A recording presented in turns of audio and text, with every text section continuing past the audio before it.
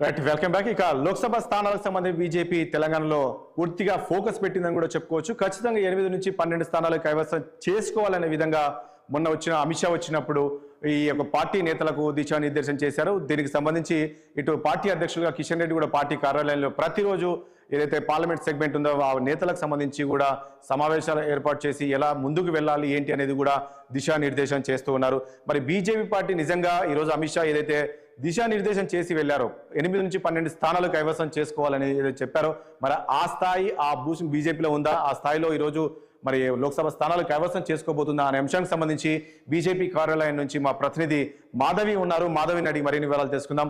మాధవి, చెప్పండి. నేను ఇంతకుముందు అన్నట్లు ఖచ్చితంగా 8 నుంచి 12 స్థానాలు కైవసం చేసుకుంటామని చెప్పేసి బీజేపీ నేతలు చెప్తున్నారు. ఇటు కిషన్ రెడ్డి కూడా ప్రతిరోజు పార్టీ కార్యాలయంలో సమావేశాలు ఏర్పాటు చేస్తున్నారు.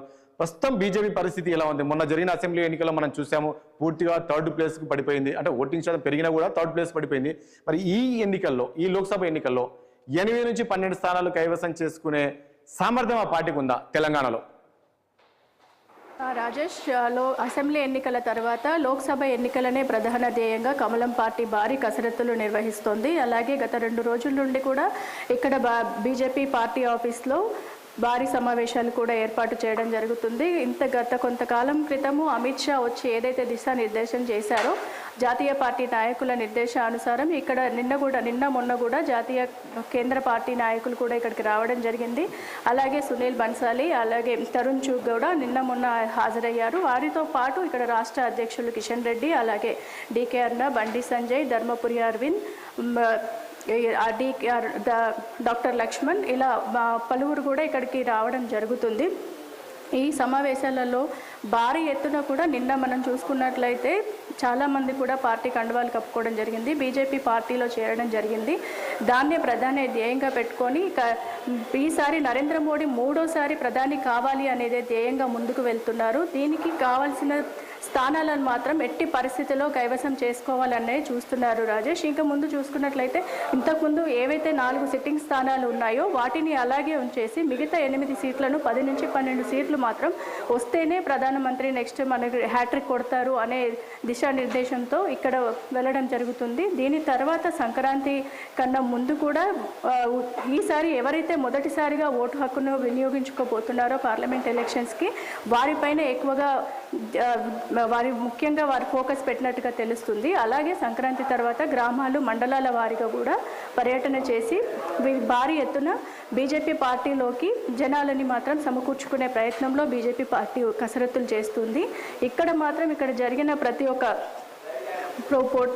ప్రోగ్రాంలో మాత్రం వారు ముందు ధ్యేయంగా 12 సీట్లను మాత్రం పెట్టుకున్నారు. సిట్టింగ్ ఎంపీలు ఎవరెవరైతే ఉన్నారో బండి సంజయ్, అలాగే కిషన్ రెడ్డి, ధర్మపురి సురేందర్, అలాగే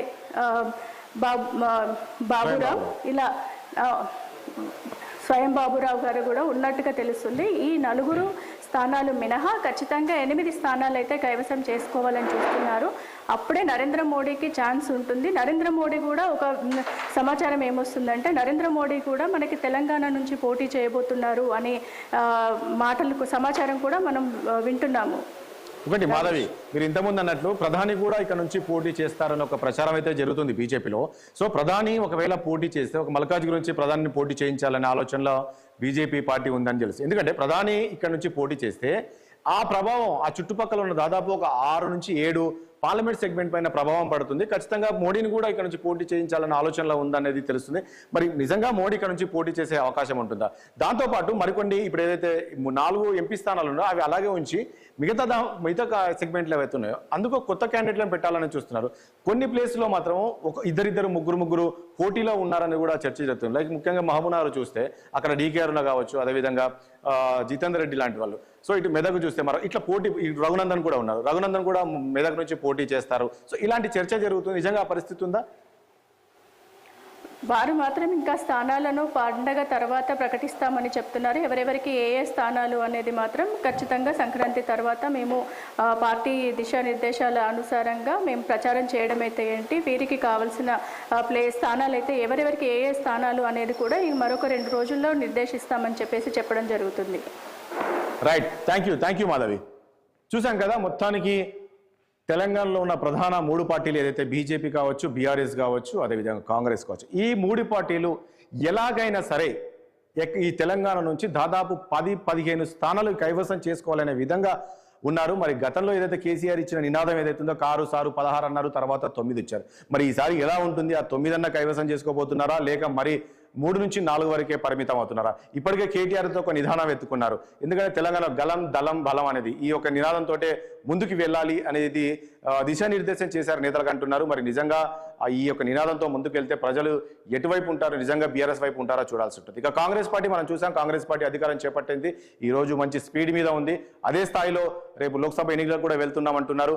లోక్సభ ఎన్నికల్లో కూడా ఖచ్చితంగా 14-15 స్థానాలు కైవసం మేమే చేసుకుంటామంటున్నారు. ఇప్పటికే ముఖ్యమంత్రి రేవంత్ రెడ్డి అధ్యక్షతన సమావేశం ఏర్పాటు చేశారు. అదేవిధంగా ఏదైతే పార్లమెంట్ నియోజకవర్గ ఇన్ఛార్జీలను కూడా నియమించారు. పార్టీతో స్పీడ్గా చేశారు. ఇక అభ్యర్థులు కూడా త్వరగా ప్రకటించబోతున్నారని కూడా తెలుస్తుంది. ఇక బీజేపీ విషయానికి వస్తే బీజేపీ కూడా పూర్తిగా ఫోకస్ పెట్టింది. ఇప్పటికే అమిత్ షా వచ్చారు, అమిత్ షా వచ్చేసి సమావేశం ఏర్పాటు చేశారు. ఇక ముఖ్యంగా ఇటు ప్రధాని మోడీ కూడా రాబోతున్నారని కూడా తెలుస్తుంది. వీళ్ళందరూ కూడా ఖచ్చితంగా అంటే ముఖ్యంగా ఈ 2 జాతీయ పార్టీలు మాత్రం పూర్తిగా తెలంగాణ పైన ఫోకస్ పెట్టాయి. ఖచ్చితంగా 10-14 స్థానాలు కైవసం చేసుకోవాలని. మరి చూడాలి ప్రజలు ఎవరి వైపు ఉంటారు, బీజేపీ వైపు ఉంటారా, లేక ఇప్పుడు ఏదైతే అధికారం చేపట్టిన కాంగ్రెస్ పార్టీ ఉందో కాంగ్రెస్ పార్టీ వైపు ఉంటారా, లేక బీఆర్ఎస్ ఓటమి పాలైంది కాబట్టి సానుభూతితోటి మరి బీఆర్ఎస్ పైన ప్రజలు ఓట్లు వేస్తారనేది కూడా చూడాల్సి ఉంటుంది. మొత్తానికి రాష్ట్ర ప్రజలు కావచ్చు ఇదంతా కూడా ఆసక్తిగా ఎదురు చూస్తున్నారు. మరి ఈ లోక్సభ స్థానాలు ఎవరు గెలుచుకోబోతున్నారు, ఎవరు కైవసం చేసుకోబోతున్నారు అనేది రాబోయే రోజుల్లో చూడాల్సి ఉంటుంది. ఇది వాళ్ళ స్పెషల్.